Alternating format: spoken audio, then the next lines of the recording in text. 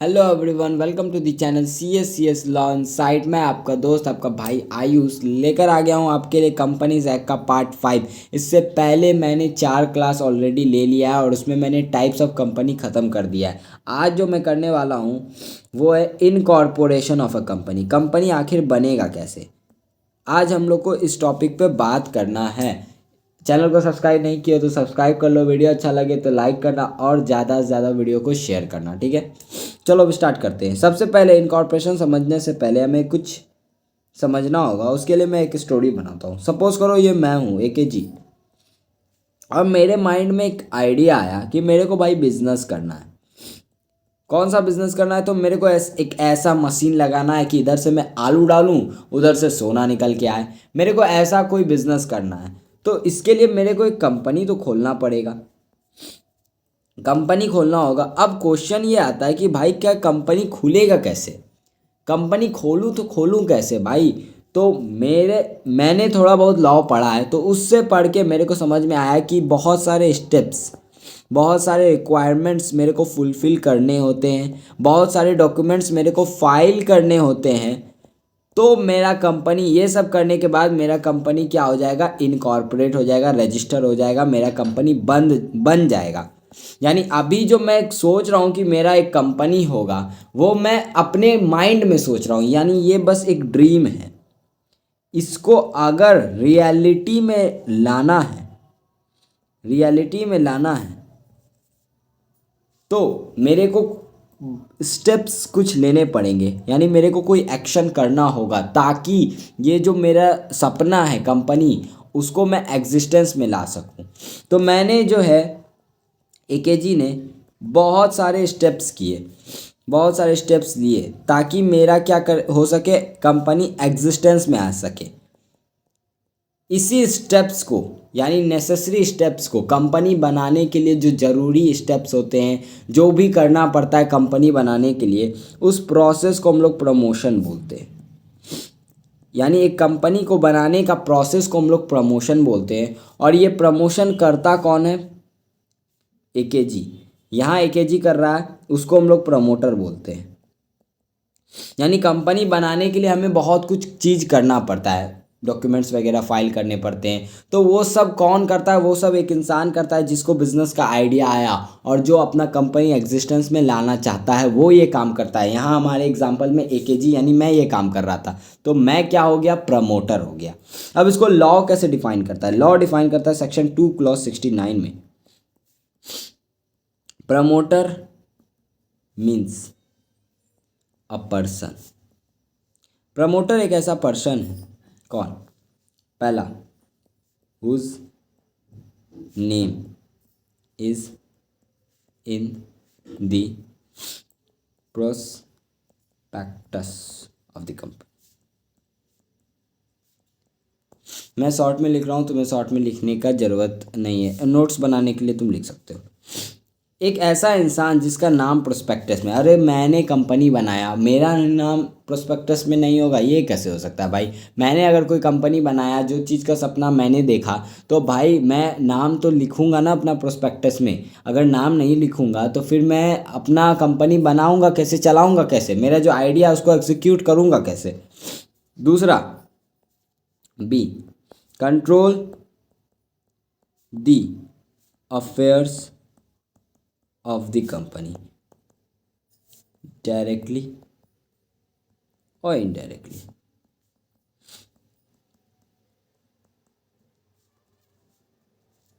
मैं यहाँ कीवर्ड्स भी अंडरलाइन कर रहा हूँ जो तुम्हें एग्जामिनेशन में लिखना है।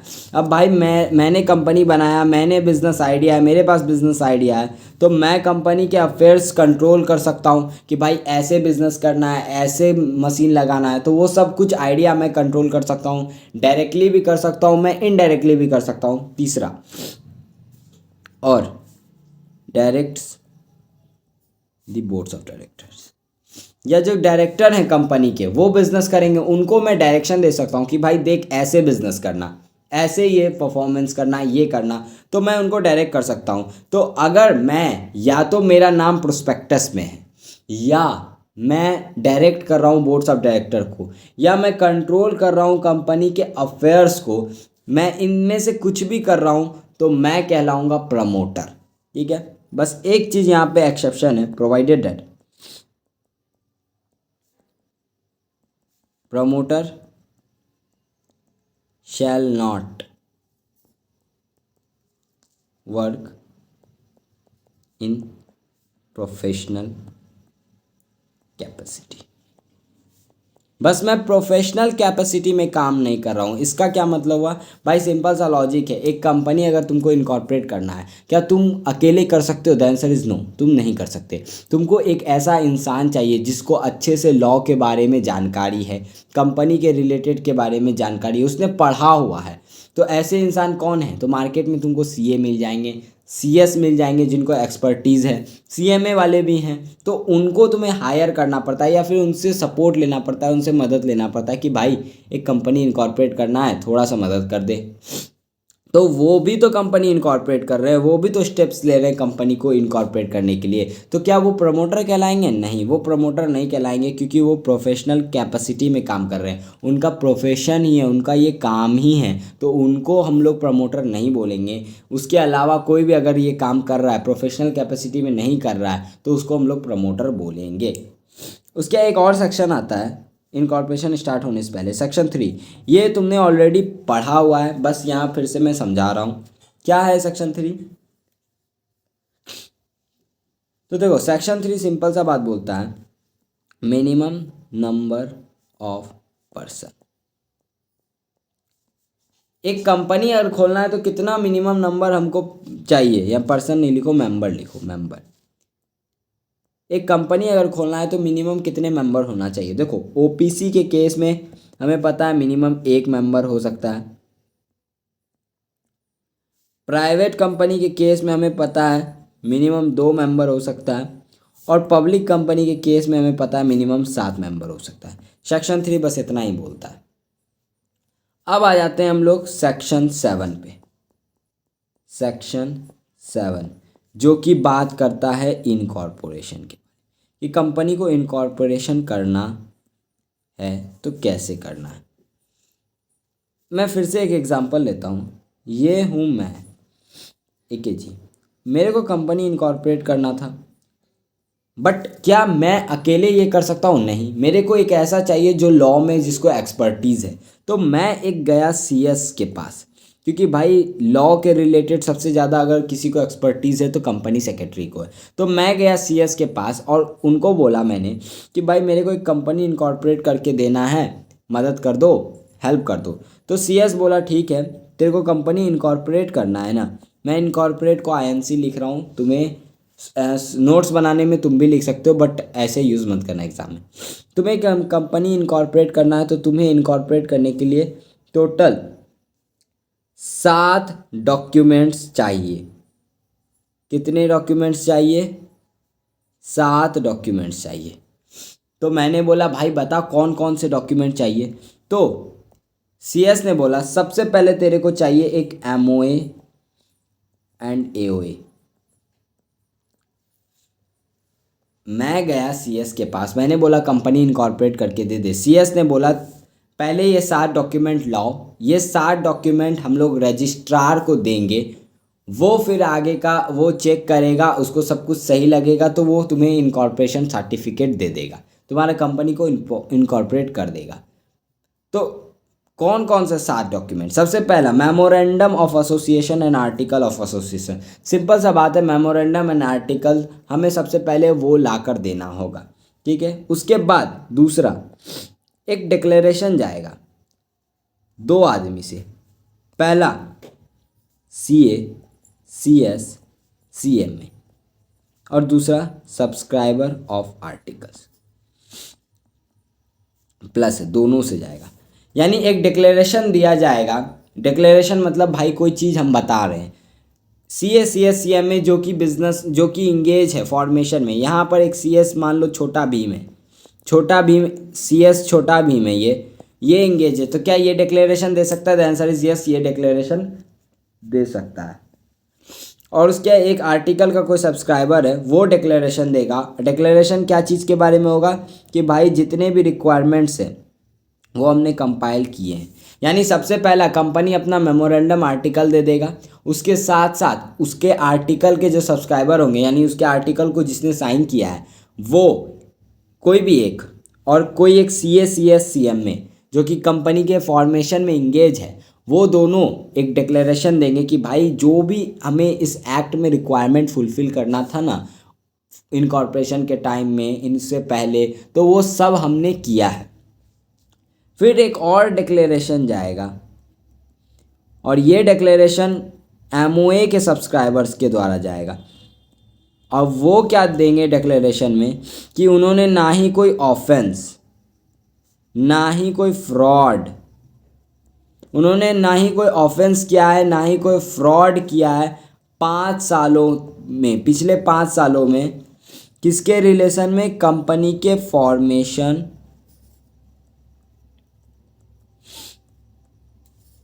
प्रमोशन, फॉर्मेशन, प्रमोशन, फॉर्मेशन और प्रमोशन के में हमने कोई भी ऑफेंस यानी कोई गलत काम नहीं किया है। ये नहीं है कि भाई हमने इससे पहले भी एक बार ट्राई किया था कंपनी खोलने का फ्रॉड करके, तो वो सब डिक्लेरेशन देना होता है कि भाई ये हमने नहीं किया। उसके अलावा फोर्थ एक एड्रेस जाएगा, एड्रेस कि कहाँ पर तुम्हें नोटिस वगैरह मिलेगा उस चीज़ का एड्रेस जाएगा। फिर 5 और 6 में पार्टिकुलर्स जाएंगे यानी सारे डिटेल्स जाएंगे किसके? एओए और एमओए सब्सक्राइबर्स के, उनके सब्सक्राइबर के एड्रेस, उसके बाद उनके फ़ोन नंबर डिटेल सब कुछ जाएगा। और लास्ट जाएगा एक डिस्क्लोज़र ऑफ डायरेक्टर इंटरेस्ट। ये क्या होता है ये मैं जब डिटेल में अभी करवाऊँगा तो मैं बताऊँगा, ठीक है। ये 7 चीज़ तुम मेरे को दो, ये सातों चीज़ मैं क्या करूँगा रजिस्ट्रार के पास फाइल कर दूँगा। रजिस्ट्रार के पास मैं फाइल करूँगा और रजिस्ट्रार इस सब को चेक करेगा, उसको सब कुछ सही लगा, वो CIN नंबर दे देगा, कॉर्पोरेट आइडेंटिटी नंबर, और तुम्हारा कंपनी हो जाएगा इनकॉर्पोरेट। अब इसको लिखना कैसे है लिखो, चलो। इनकॉर्पोरेशन बस इतना ही बोलता है। सबसे पहला following are the documents, following are the documents required, भाई ये क्या हो रहा है, following are the documents required to file, following are the documents required to be filed to the registrar. सबसे पहला एमओए एंड एओए, ठीक है।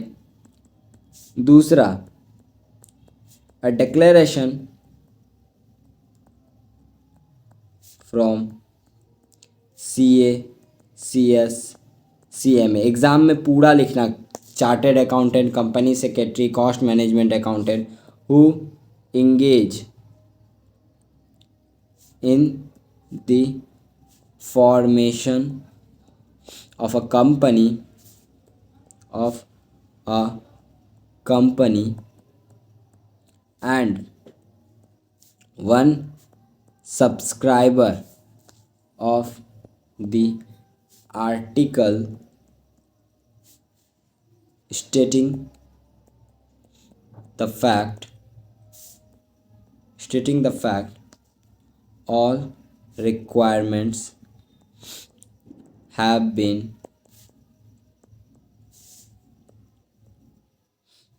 कंपाइल्ड विथ, सारे रिक्वायरमेंट्स इस एक्ट में जो हमें करने थे उसमें वो सब हमने कर दिया, यही डिक्लेरेशन देगा, ठीक है। उसके बाद third point declaration from subscriber of memorandum stating that he is not convicted any offense or found guilty in respect of in respect of formation and promotion of company in last 5 years. दूसरा, all the documents are true and best of knowledge। यानी जो भी documents हम लोग file कर रहे हैं वो सब कुछ सही है, ये डिक्लेरेशन देना पड़ता है कि भाई सब कुछ सही है। Fourth, address for correspondence. Address हमें देना पड़ता है कॉरस्पॉन्डेंस का कि भाई देख हमें यहाँ, ये भाई कैसा कॉरस्पॉन्डेंस लिख दिया, हमें देना पड़ता है एड्रेस कि भाई देख जो भी हमें लेटर वगैरह देना है इसी एड्रेस पे देना। फिर particulars of the subscriber of MOA, particulars of the subscriber of AOA। Last, disclose any director interest if any। मान लो ये तुम लोग अगर CS कर रहे हो, मैं CS का भी कोर्स ला रहा हूँ अपने इसी चैनल पे, तो अगर तुम लोग CS कर रहे हो या फिर CA इंटर में जाओगे, सेक्शन 165 आता है, वो बोलता है कि एक छोड़ो भाई सेक्शन वैक्शन छोड़ो, ऐसा समझ लो कि एक इंसान मैं बहुत सारे कंपनी में, कंपनी 1, कंपनी 2, कंपनी 3, कंपनी 4, मैं बहुत सारे कंपनी में ना डायरेक्टर बन सकता हूँ। मैं रिलायंस का भी डायरेक्टर बन सकता हूँ, उसी समय टाटा का भी, अपना एक कंपनी है उसका भी डायरेक्टर, यानी मैं 3, 4, 5 कंपनी में डायरेक्टर हूँ। तो अगर मैं एक से ज़्यादा कंपनी में डायरेक्टर हूँ तो मेरे को ये डिस्क्लोज़ करना होगा डायरेक्टर इंटरेस्ट, यानी मेरा दूसरे कंपनी में भी इंटरेस्ट है, ये बात मेरे को रजिस्ट्रार को बताना होगा। यहाँ तक कोई दिक्कत है? आई थिंक नहीं ही होगा। इसके बाद जो भी ये सब फाइल हुआ, फिर registrar shall verify the above filed document and on satisfying